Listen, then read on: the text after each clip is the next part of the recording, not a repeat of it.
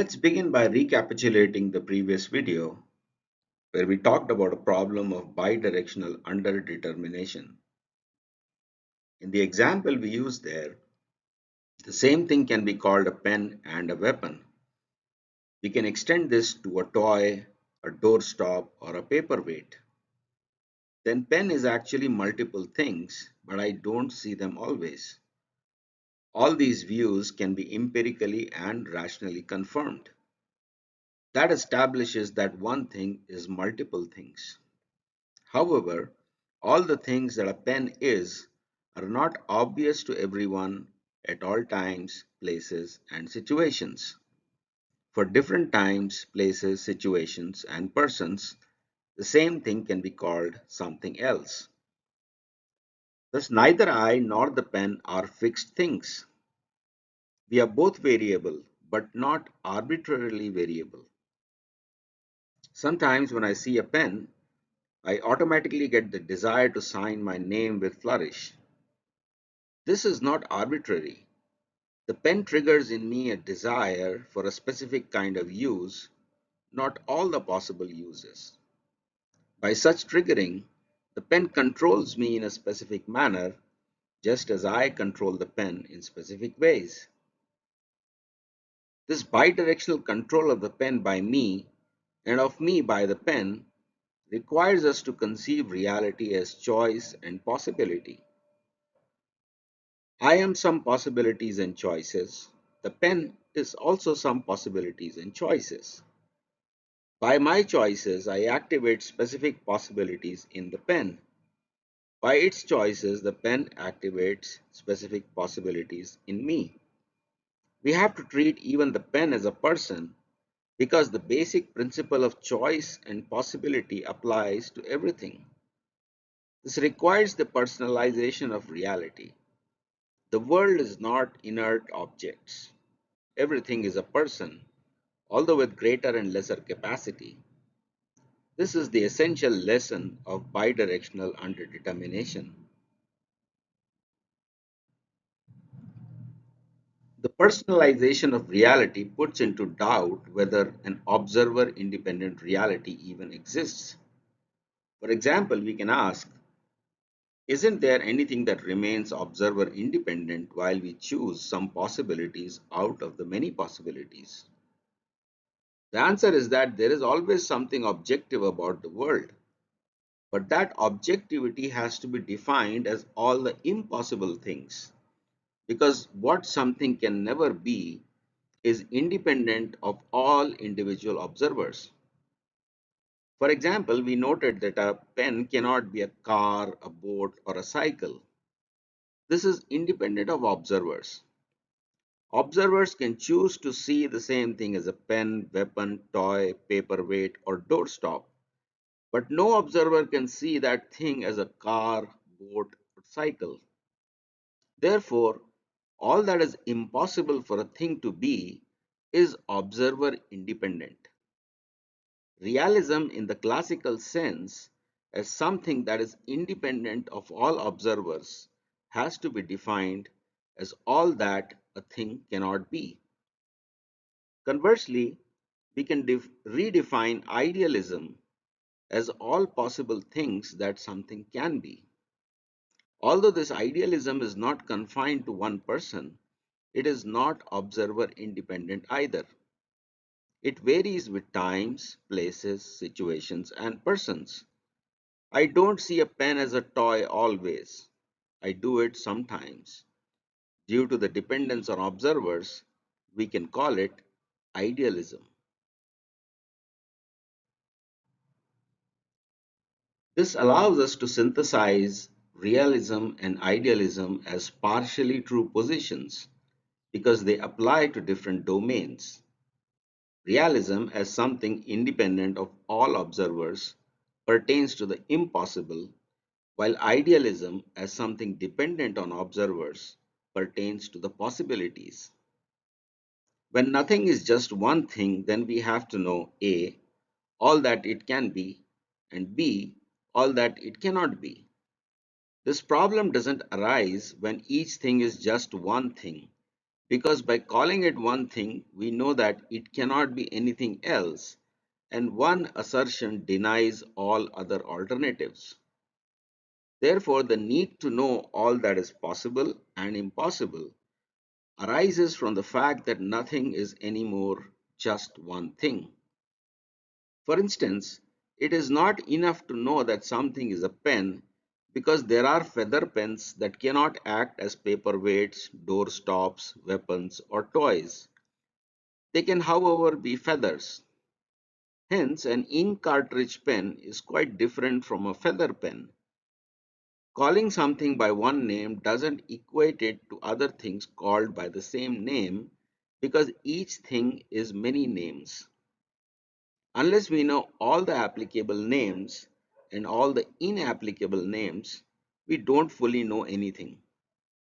Complete knowledge requires us to know both what a thing is and is not. In classical Aristotelian logic, if something was a pen, then it could not be anything other than a pen. Calling the same thing two different things would be a contradiction. Then equating two things called by the same name would also be a contradiction. All these assumptions about one thing being only one thing are not the truth. When everything is many things, then asserting one claim is not negating all the other claims. That doesn't mean that all the names by which a thing is called are equally good. For example, even as a pen can be a weapon and a toy, it was designed to be a pen and intended to be a pen. Therefore, pen is its primary name and description, while weapon and toy are its peripheral names and descriptions. Among all the possible names and uses of anything, one specific name and use is the primary one. This name and use constitutes the intended purpose of that thing, the reason why it was designed, the reason why it exists, and the ideal interpretation of that thing. This allows us to call everything by one name, such as a pen. For example, we might say that the pen can also be used as a weapon. Here, the word pen is the primary and ideal interpretation of that thing, whereas a weapon, toy, doorstop, and paperweight are secondary.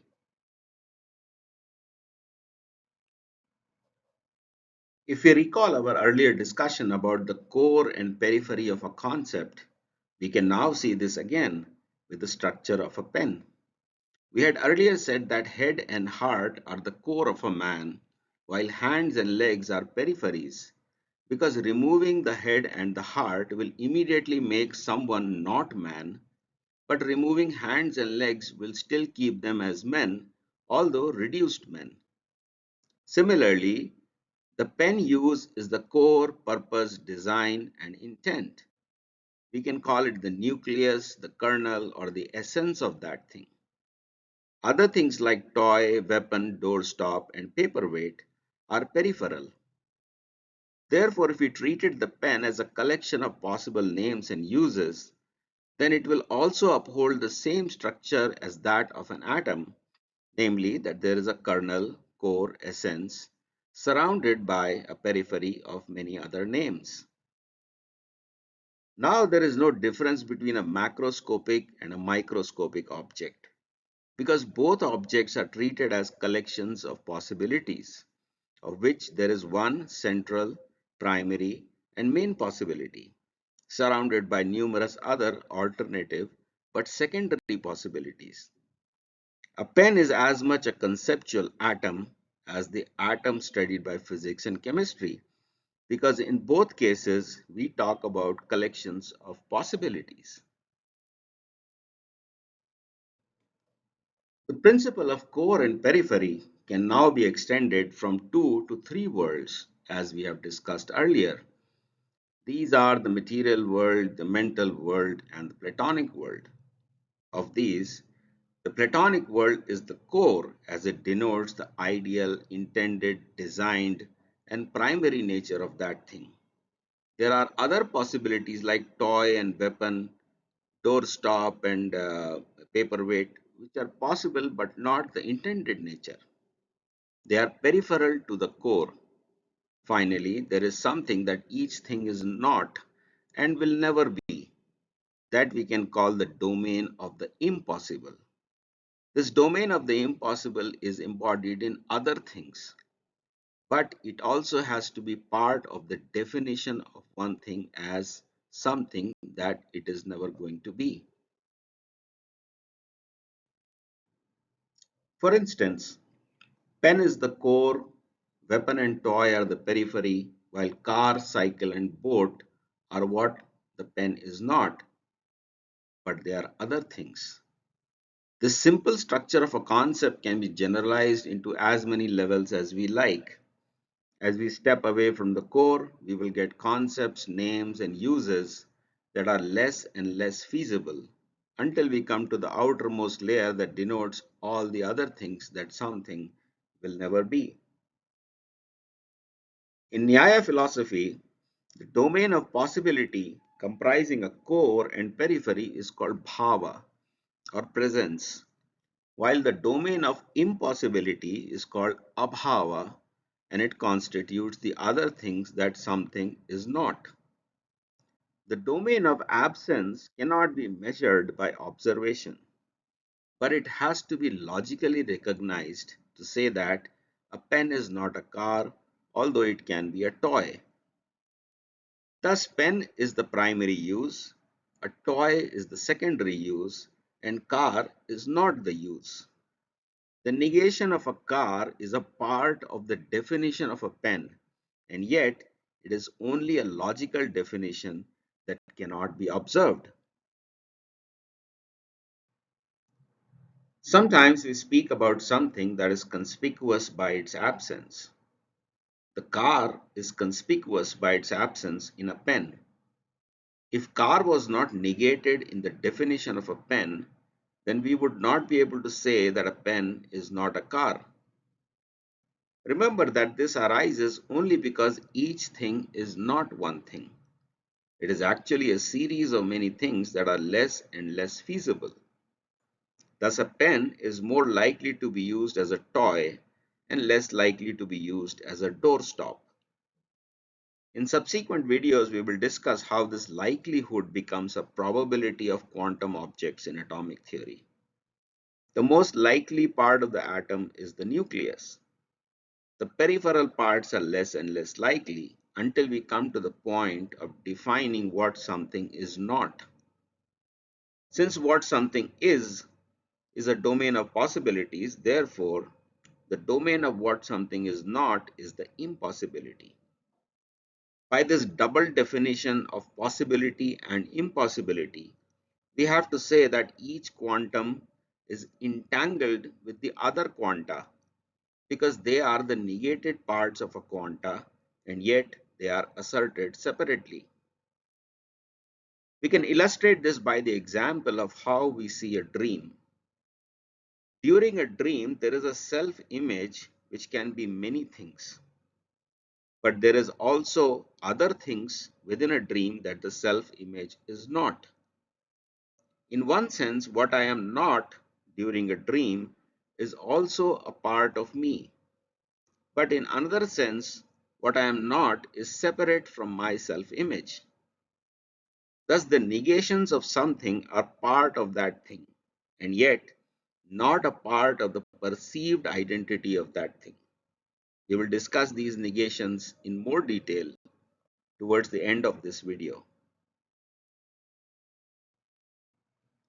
We have earlier talked about how each thing has to be personalized.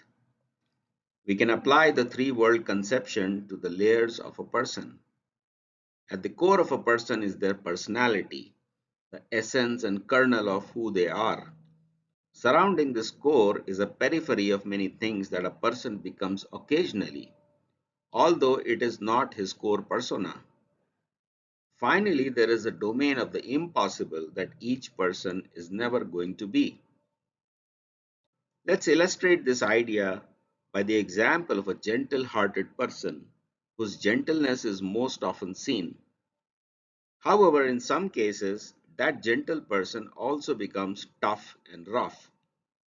That is a possibility, although not the core nature of the person. Finally, there are things that a person will never be.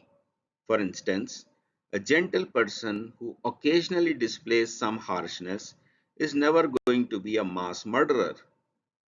Thus, his gentle character is his ideal behavior. His occasional harsh behavior is the non ideal possibility, and being a murderer is impossible. As we have discussed, each layer can be divided into multiple parts that are progressively less and less likely.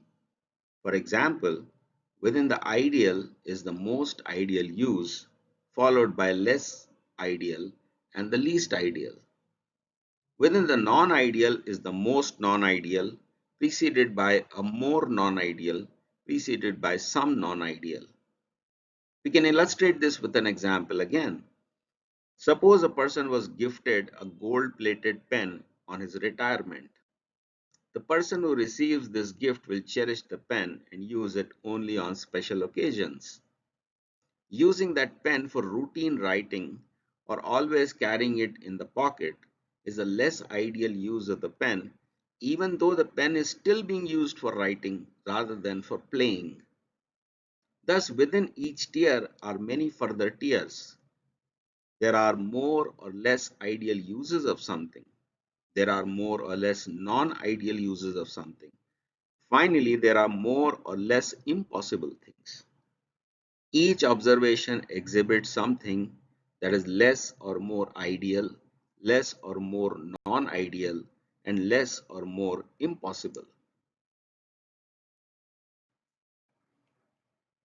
At this juncture, I will shift gears and talk about the fundamental problem of counting things, which rely on three steps, namely distinguishing things from one another, identifying each thing after distinguishing, and then sequencing them in some order. After things have been distinguished, identified, and sequenced, we can label them with numbers such as 1, 2, 3, 4, and so on. We call these labels. There is an objectively real sense in which they are distinct from one another. Each thing has a non-ideal nature and a sense in which each thing is better or worse than other things. For example, we can order people based on their health. To do that, we have to distinguish people from one another, then look at the various possible illnesses that they could have, and finally assess if they are basically healthy or sick. After we have distinguished people, identify the various kinds of illnesses possible, and finally sequence them from healthy to sick, we can give each person a number. The first person is most healthy, the next person is a little less healthy, and the last person is the least healthy. In this case, health is a Platonic ideal, but even the most healthy person might rarely have some minor illnesses like cold and cough, which constitute the non-ideal possibilities. Finally, there are some sicknesses that can pretty much be ruled out for them as they are impossible. We distinguish things from one another based on the impossible. We identify things based on all that is possible for them, and we sequence them from the best to the worst based on ideals. Since health is an ideal, therefore the most healthy person comes first. He might still have some rare illnesses, but he is different from a person who has many more severe and frequent illnesses. Thus, distinguishing relies on the impossibility for something. Identification relies on all that is possible, and sequencing depends on the ideal being used to the sequence. Once three steps of distinguishing, identifying, and sequencing have been completed, then we can assign each thing a label, number, or word. That label, number, or word encompasses all the three features previously discerned. For example, To say that someone is most healthy, we should have distinguished them from other people, then identified all the possible illnesses and then sequenced them in comparison to other persons. The term most healthy is a label.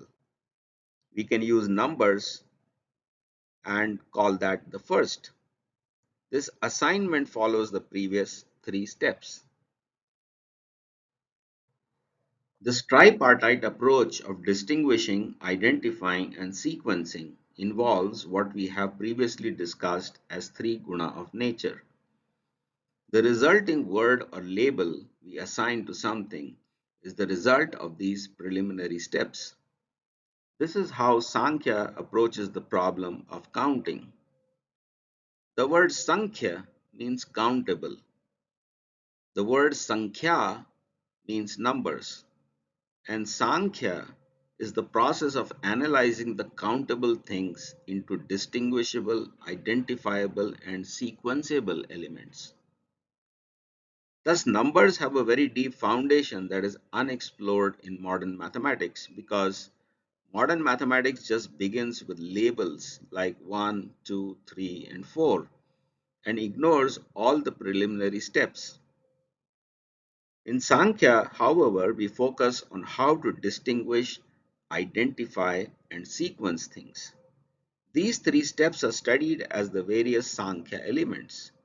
Each element defines a pattern of distinguishing, identifying, and sequencing. After this process is complete, then we can assign labels like 1, 2, 3, 4, etc. Factually, these labels have no reality because the act of sequencing involves the choice of some ideal by which we will sequence. For example, instead of sequencing people by their health, we might decide to sequence them by their wealth. Health and wealth are two kinds of ideals. Someone with good health may not be wealthy. Someone wealthy may not be healthy. Therefore, whether we call them the first, second, or third person depends on whether we are counting them based on health or wealth. Since there is a choice to count them based on health and wealth, therefore the number, namely first, second, or third, has no reality. It is just a label. However, we can imagine a scenario in which we can give a higher priority to health than wealth because a healthy person who has lost wealth can regain the wealth, but a wealthy person who has lost health cannot regain health. Therefore, objectively speaking, health is more important than wealth.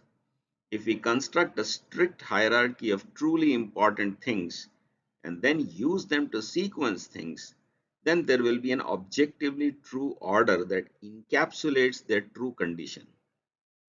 The label assigned as the result of this objective counting would be the true label.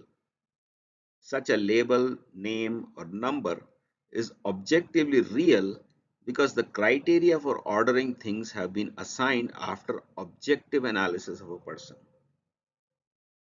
Thereby, there is an objectively true label and there is a subjective label. When health is given priority over wealth, then we get the objectively true label. When wealth is given priority over health, then we get a subjectively true label. Sankhya is the study of objectively true labels, while mathematics is the study of subjectively true labels. When mathematics is subjectivized by arbitrary criteria, then it becomes a false subject. But if mathematics is used to evaluate the process of distinguishing, identifying, and counting, then it becomes a true subject. The labels resulting from a true study are the words that fully encompass the nature of the thing in an objective sense. As we have discussed earlier, each symbol comprises three aspects of an object in the material world, reference in the mental world, and meaning in the Platonic world. The same tripartite process is involved in distinguishing, identifying, and sequencing. The labels produced by that process are also words, but their meaning is based on the three-step process of counting. It simply means that if we call someone the best person, then we have used a three-step process to sequence people based on the criteria that truly matter, and after that we arrived at the best person assessment. The term best person encompasses the actual three-step process of distinguishing, identifying, and sequencing, and is the result of that.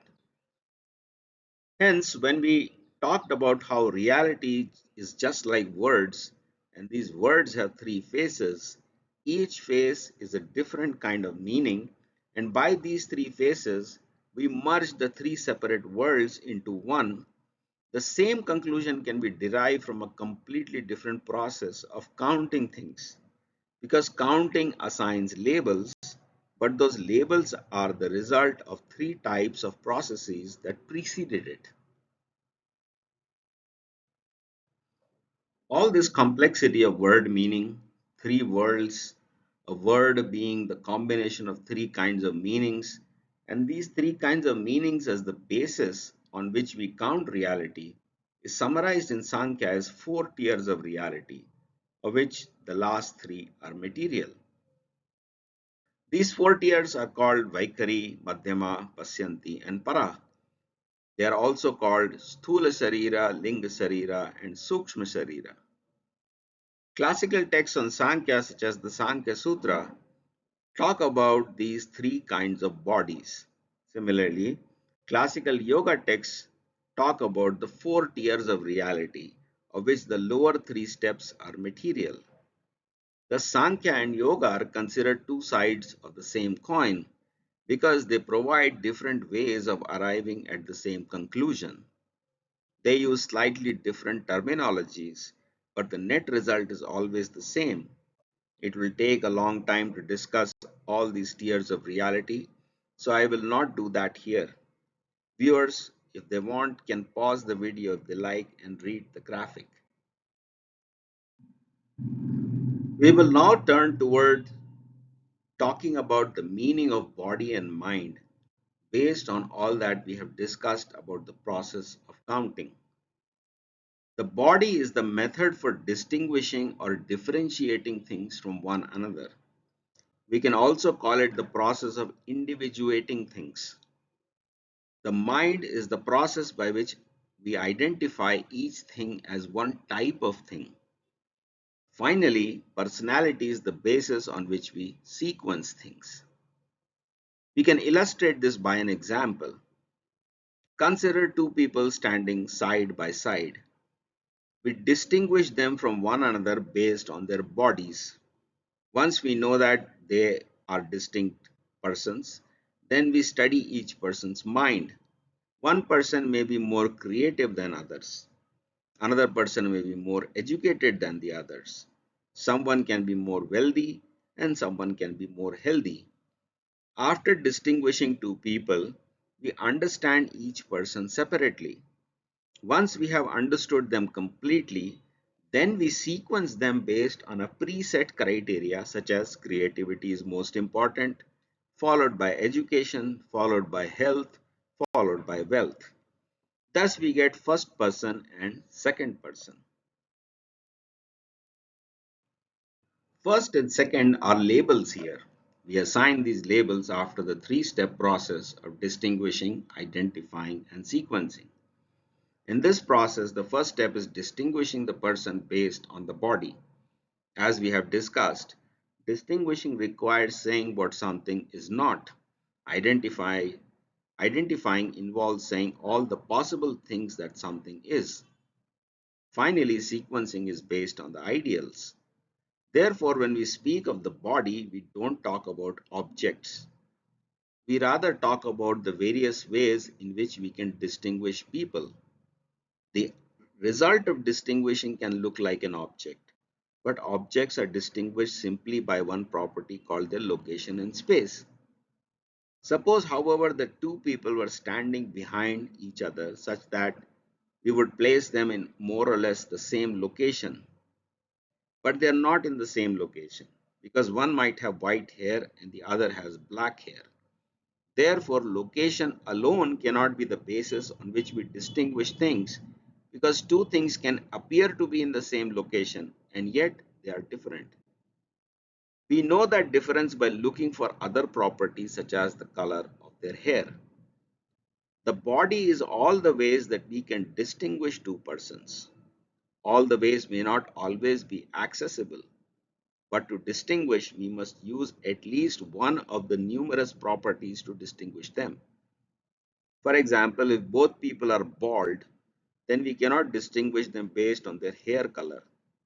Then we have to use something other than hair color, such as the color of their skin, the shape of their eyes, their heights, or their weights, and so on.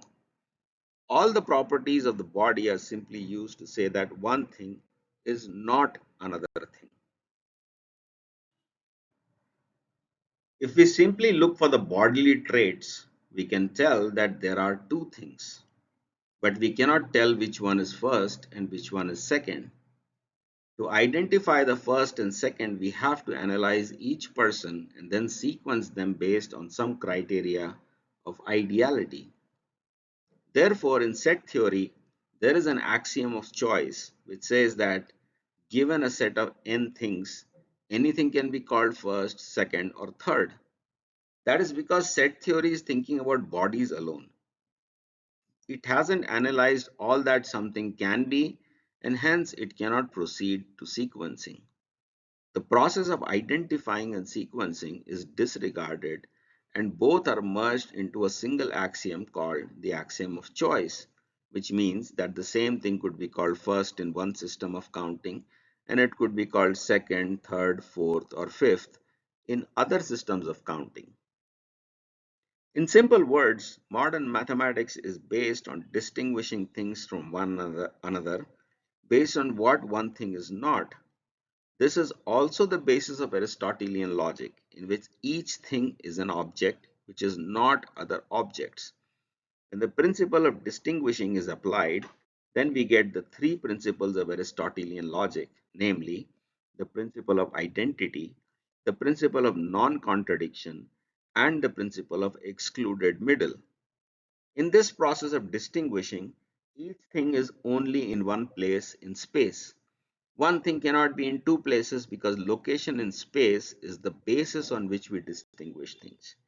If one thing is in two places, then it will become two things rather than one thing. This Aristotelian principle applies only to bodies and not to the mind because the same idea can be in multiple minds. The idea is one and yet it is in multiple places. This is not true for the body, which is always in one place. Ideas, however, are used to identify rather than distinguish. For example, we can distinguish two plates of food from one another and then say that they are both food. The distinguishing pertains to two plates. Calling them both food is identifying. Finally, we can sequence and say that one food is more nutritious than another. So if a person were to eat, then they should eat from the first plate before they look at the second plate. All three are eventually required for a person to eat. But in the stage of distinguishing, we just see that there are two plates and we don't know which plate is better than the other. All Aristotelian principles are derived from body thinking rather than mind thinking or personality thinking. By body thinking, we can say that there are two things, but we cannot say that they are both food. For that, we need identification. As an example, the thing we call food could also be poisoned. It may look exactly like food, but it may be made out of plastic. Unless we test all the possibilities, we cannot know that it is a food. Therefore, simply by knowing that there are two plates, we don't know if they are two plates of food. We just know that there are two things. To know that there are two plates of food, we have to carry out a much more exhaustive analysis of the plate's ingredients. Aristotle never separated the process of distinguishing from the process of identifying. He immediately talks about each thing being just one thing, which is patently false, because the same thing is a pen, weapon, toy, paperweight, and doorstop. One thing is not just one thing, it is many things. But one of those many things can be the ideal thing. Similarly, the manner in which we know what that one thing is itself requires a mind. I cannot call something food based on sense perception alone. It may look like food, it may taste like food, it may smell like food, but it could be poison. The word food cannot be known simply by the senses. It can only be known by the mind, which integrates hundreds, if not thousands, of separate data points and says, all these seemingly disparate facts are the result of just one thing, such as food or poison. Aristotle's mistakes are numerous. First, he claims that one thing is only one thing when it is factually many things. Second, he assumes that we can assign these many things ordinary concepts like food just by our senses without involving the mind. Third, he assumes that because we are able to distinguish things, therefore we are able to count things, which is also false because to count we need some way to say what is first, what is second, what is third, and so on. Only after analyzing each thing can we say which is first, second, and third. Since Aristotle neglected all these three problems, therefore, everyone who followed him, which is pretty much the whole of modern science, got the same problem. All these sciences have never been able to resolve why two separate things are called the same thing, such as a food. If food exists in two places and one thing can only exist in one place, then how can two things be called food? The answer to that question is based on the mind. But since Aristotle never included the mind in logic and mathematics, therefore he left the future generations with unresolvable paradoxes. People who followed Aristotle either never thought about solving the problem or they never knew that there was a problem. The situation is so bad at present that people cannot even understand that in logic, one thing is only in one place, but food is in many places. So, food must be a concept and not a thing. That concept then requires a mind and not the body. We simply disregard all these issues and think there is no problem. We can succinctly equate Aristotelian logic to the bodily concept of life. It means that we are just bodies. There is no mind and there is no personality. We don't need to use concepts perceived by the mind, and we certainly never have to talk about ideals in terms of which we have to sequence these concepts from good to bad. Under a bodily concept of life, the mind and personality don't exist. There is just a body. The fact is that we cannot even count things without distinguishing, identifying, and sequencing. The fact is also that we need separate methods for these three processes. Mathematics summarizes the later two processes into the axiom of choice, as if we can integrate choice with numbers. Numbers are properties of objects, choices are properties of persons. By introducing the axiom of choice in set theory, a person has been objectified as a static axiom. Thereby, the genuine effects of the mind and the personalities are disregarded in mathematics. When these bad ideas are universalized, then we get modern science, in which there are only bodies, no minds, and no personalities. The reason is that Aristotelian logic never had mind and personality. They just talked about bodies. Therefore, in the entire history of Western thinking, mind and personality have never been taken seriously. Only the body is given the greatest level of scientific importance. How can we expect such a science to work correctly when three tiers of reality are reduced to one tier and the other two tiers are blatantly ignored? The easiest way to distinguish the mind from the body is to talk about ability and disability. Ability is one kind of possibility and disability is one kind of impossibility. For example, the mind has the ability to go to any place in just a moment. I might be lying in my bed, but mentally I can think of another city or country. and I can visualize all those things mentally as if they were right in front of me. So the mind can go anywhere in a moment, but the body cannot. The mind has the ability of imagination and perception, but the body is hampering and hindering that ability. Similarly, the mind can go into the past and the future, but the body cannot. The body is just stuck at the present moment. Hence, the mind has the ability to go into past and future, but the body is hindering and hampering that ability and tying us to the present moment. Likewise, a mind can become another person and talk like another person and behave like another person, but the body cannot become another person's body. Again, the mind has the ability to be a different person in just a moment, but the body hampers and disables that mental ability to be a different person. Thus, the mind is all the abilities we have, and the body is all the disabilities we have. In the combination of ability and disability, the net result is a far reduced ability. For example, even as I can imagine going anywhere in the world in a moment, I have to walk, ride, or fly to other places, which will take a long time. Even as I can imagine going into the past and future mentally, it will require special technology to take the body to the past or the future. Even as I can imagine being another person in a moment, the body needs special technology to become another person. Each species of life comes with different types of abilities and disabilities. Each species of life has a different kind of mind and body. The mind is all the abilities and body is all the disabilities. Their combination produces something of considerably reduced ability. The conception of a body as disability is used in Sankhya when the body is described as a city of seven and sometimes nine gates. The seven gates are two eyes, two ears, two nostrils, and one mouth. These gates of the city are mostly locked. When the gate is locked, the mental ability cannot do anything.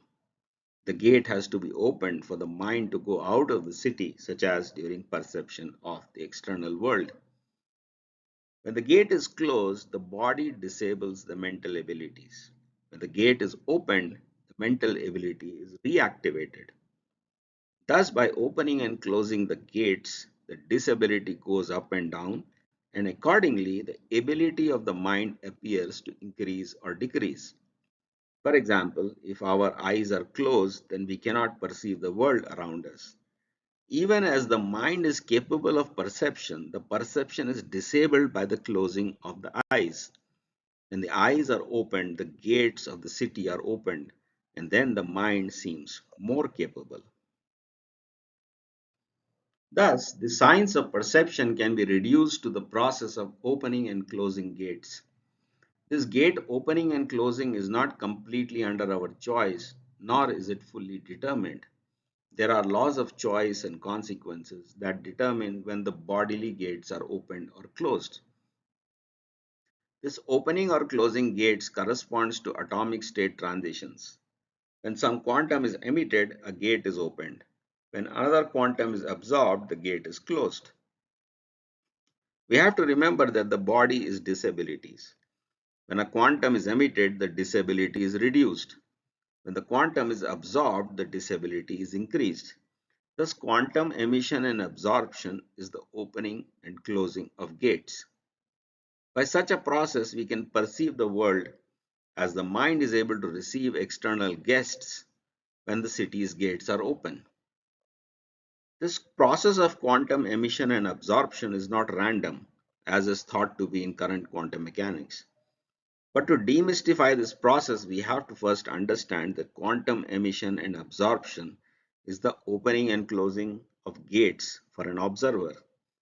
That opening or closing of gates in turn depends on what the observer desires to know and what he deserves to know. There are laws of choice and responsibility governing this emission and absorption. These laws cannot be reduced to a mathematical formula, which is why physics will never solve the problem of quantum mechanics. The solution requires an observer along with its choices and consequences to solve the problem. We will discuss this process of lawfulness in subsequent videos.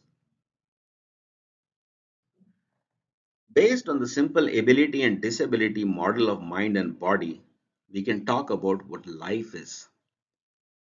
A life is the progressive development of both ability and disability. The graphic here shows how, as a child grows, his mental abilities increase just as his bodily disabilities are increasing. The result of increasing ability and disability is an arc of life in which during the childhood the child isn't able to do much because the mind's ability is not well developed, and during the old age the old person isn't able to do much because the body's disabilities have increased. The best time of life is the middle part of life where the mind's ability exists but the body's disability does not. Once a person crosses the middle age, which is sometimes called midlife crisis, then the net ability starts going down because the body is increasing disability even as the mind is growing ability. Therefore, life to death is described as half of a cycle. The other half is when the dead person is reborn. We have now used multiple paths to arrive at the same conclusion. First, we saw how separation of three worlds leads to incompleteness, and completeness then requires us to merge all the worlds into a single word. Second, we saw how each word has three kinds of meanings, namely the ideal meaning, the possible meaning, and the impossible meaning. These are the meanings of a word. Number three, we saw the four-step process of counting, namely distinguishing, identifying, and sequencing, followed by labeling, which ultimately produces a label or a word. Number four, we saw how body is used to distinguish and mind to identify, and how Aristotelian logic relies only on body rather than both body, mind, and personality. Then we saw, number five, how the mind can go anywhere, anywhen, and be anyone. But the body disables it to construct an arc of life and then cycles of life.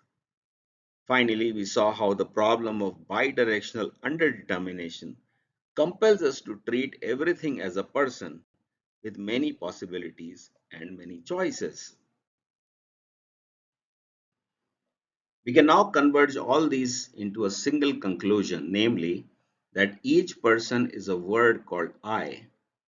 This I is denoted by the sound Om, but this I doesn't know its meaning yet. Therefore, from I comes I am in the process of giving the word its meaning. The I am is denoted by the sound Aham. Then I am further expands into three kinds of meanings called Sat, Chit, and Anand. Each of these then become many words that are shown here. Thus, I is the basic and most fundamental word. This I word tries to find its meaning and then becomes many words. Since I could expand into many words, therefore the subsequent words can also expand into many other words in the process of finding their actual meaning. In this way, the world expands like an inverted tree whose root is the I, which then expands into many words, each of which then expands into even more words. We have discussed this inverted tree while talking about Sankhya. We have now come to the same inverted tree in another way. Every word has its opposite word. The opposite words become what each word is not. For example, the opposite of father is son. The opposite of man is woman.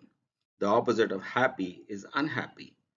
Then there are ideal words such as truth, justice, and beauty.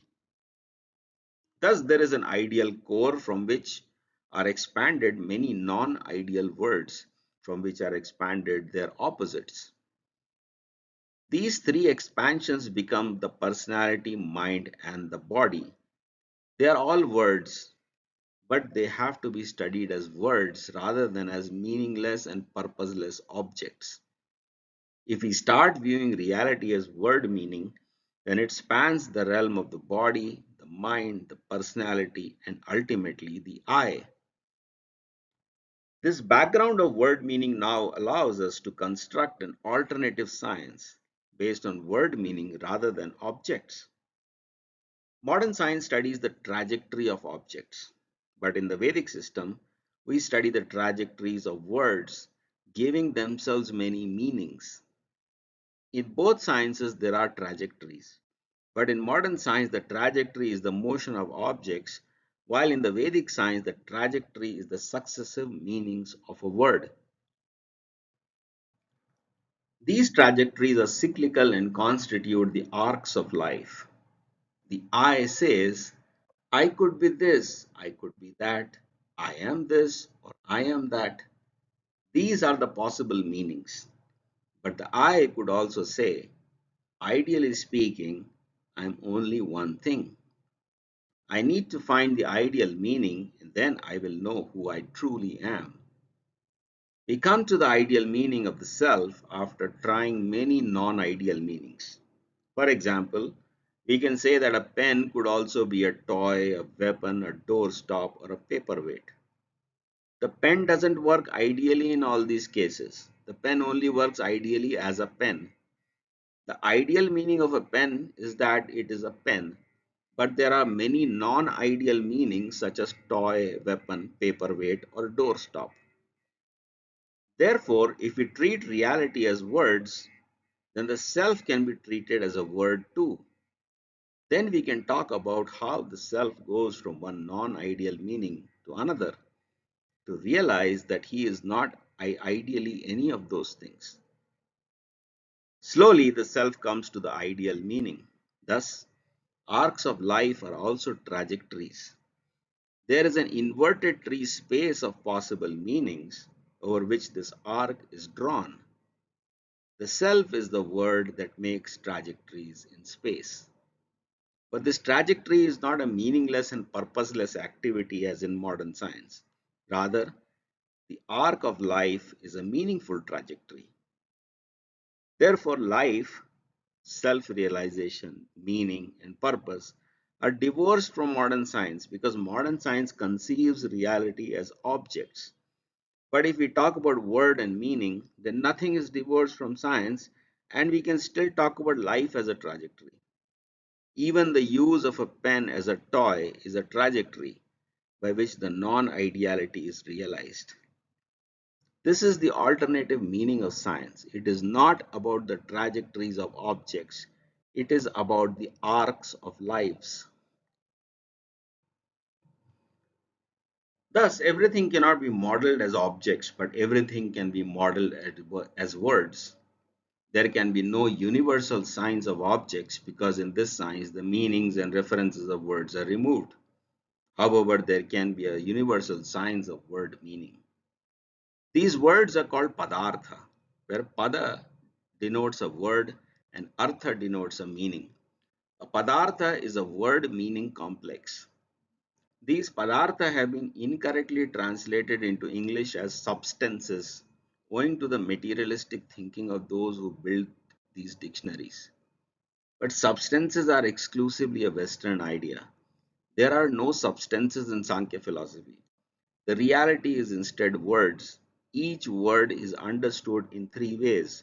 First, by its distinction and contrast to other words.